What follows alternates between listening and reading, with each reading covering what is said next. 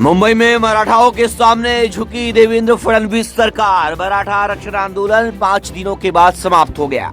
सरकार के साथ सफल बातचीत के बाद मनोज जारंगी ने आंदोलन खत्म करने की घोषणा की। यह आंदोलन 29 अगस्त से आजाद मैदान में चल रहा था। आंदोलन खत्म होने की घोषणा के बाद जारंगी के समर्थक खुशी से झूम उठे।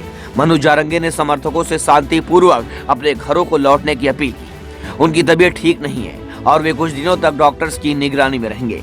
आंदोलन खत्म करते समय जारंगी की आंखों में आंसू थे। दोपहर में सरकार और आंदोलन प्रतिनिधियों के बीच बातचीत हुई, जिसके बाद फडणवीस सरकार के 5 मंत्री जारंगी के मंच पर पहुंचे और उनसे मुलाकात कर सरकार के फैसले की जानकारी दी। महाराष्ट्र की देवेंद्र फडणवीस सरकार ने मनोज जारंगी की 6 प्रमुख मांगे मान ली है।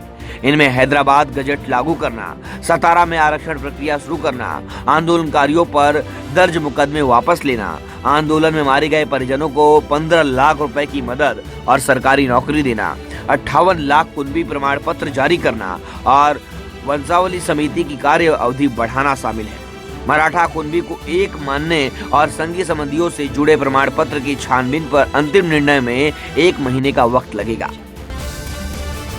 मुंबई पुलिस ने आजाद मैदान खाली कराया। छत्रपति शिवाजी महाराज टर्मिनस मुंबई की सड़कें खाली। मुंबई में मनोज जारंगी पाटिल का 5 दिनों से जारी आंदोलन समाप्त हो गया। आंदोलन खत्म होने के बाद आजाद मैदान को पूरी तरह पुलिस ने खाली करा दिया है और वहां साफ सफाई का काम जारी है।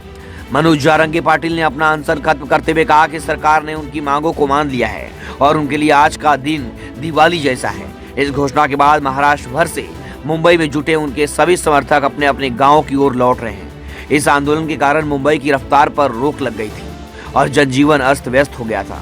प्रशासन अब खाली हुई सड़कों और मैदान की नई तकनीक से डीप क्लीनिंग करवा रहा है ताकि शहर में स्थिति जल्दी से जल्द सामान्य हो सके। नालासोपारा में इमारत झुकी, 257 लोग बाहर निकाले गए। विरार की नारंगी रोड स्थित विजयनगर की रामाबाई इमारत घटना के बाद एक बड़ा हादसा नालासोपारा में होने से टल गया। मंगलवार करीब 4:30 बजे नालासोपारा पूर्व के रहमत नगर इलाके में स्थित सवा अपार्टमेंट बिल्डिंग अचानक एक तरफ झुक गई।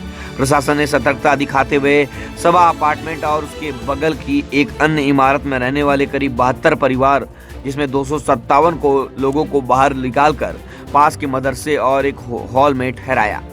आपको बता दें, पिलर में दरार आई और इमारत पूरी तरह हिल गई। तकनीकी जांच जारी है। महानगर पालिका फायर ब्रिगेड की टीम आगे की कार्रवाई कर रही है। मुंबई सेंट्रल के बाद बांद्रा टर्मिनस पर भी नियमों की अनदेखी। बैग चेकिंग के नाम पर जीआरपी के 2 कर्मियों ने यात्रियों से वसूले 10.5 लाख रुपए।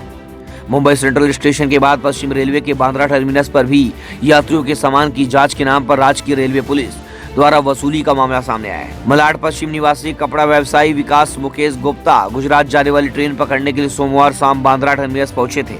ड्यूटी पर तैनात जीआरपी के 2 कर्मियों ने बैग जांच के बहाने उनसे 10.5 लाख रुपए वसूल लिए। गुप्ता की शिकायत पर बांद्रा रेलवे पुलिस ने जीआरपी के 2 कर्मियों के खिलाफ वसूली का मामला दर्ज किया है। जीआरपी आयुक्त राकेश कलासागर ने इस गंभीर मामला बताया है। विरार हादसे के बाद जागा प्रशासन, क्लस्टर योजना को मिलेगी गति। हाल ही में विरार में हुई इमारत दुर्घटना ने प्रशासन और शहरवासियों को झकझोर कर रख दिया है। पूरे वसई विरार में कई अवैध और खतरनाक इमारतें वर्षों से नजरअंदाज हो रही थी। अब महानगर पालिका प्रशासन इन्हें गंभीरता से लेने का निर्णय लिया है और गुरु पुनर्विकास क्लस्टर योजना को तेजी से लागू करने की तैयारी शुरू कर दी है। वसई विरार शहर की आबादी कुछ वर्षों में तेजी से बढ़ी है। मुंबई और आसपास के जिलों से लोग यहां आकर अवैध इमारतों में रहते हैं। समय के साथ ही इमारतें जर्जर और खतरनाक स्थिति में पहुंच गई हैं। महानगर पालिका के आंकड़ों के मुताबिक शहर में 141 से अधिक इमारतें ऐसी हैं जो अति जर्जर मानी जाती हैं और इनमें हजारों परिवार वर्षों से रहते हैं। गणेश उत्सव के 7वें दिन मुंबई, थाने, पालघर, वसई, विरार, नालासोपारा, रायगढ़ में गौरी संग 7 दिन के गणपति विदा किए गए। प्राकृतिक जलाशयों और कृत्रिम तालाबों में विधि विधान से पूजा अर्चना के बाद प्रतिमाएं विसर्जित की गई और धूम धड़ाके और नाच गाने के साथ बप्पा को विदाई की गई।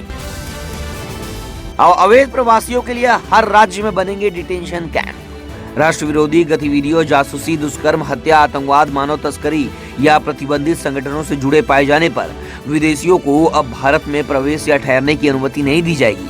गृह मंत्रालय ने इस संबंध में आदेश जारी किया है। ये प्रावधान हाल ही में लागू किए गए इमिग्रेशन एंड फॉरेनर्स एक्ट 2025 के तहत किया गया है। इसके तहत हर राज्य सरकार और केंद्र शासित प्रदेशों को विदेशी नागरिकों के लिए डिटेंशन कैंप या होल्डिंग सेंटर बनाने होंगे।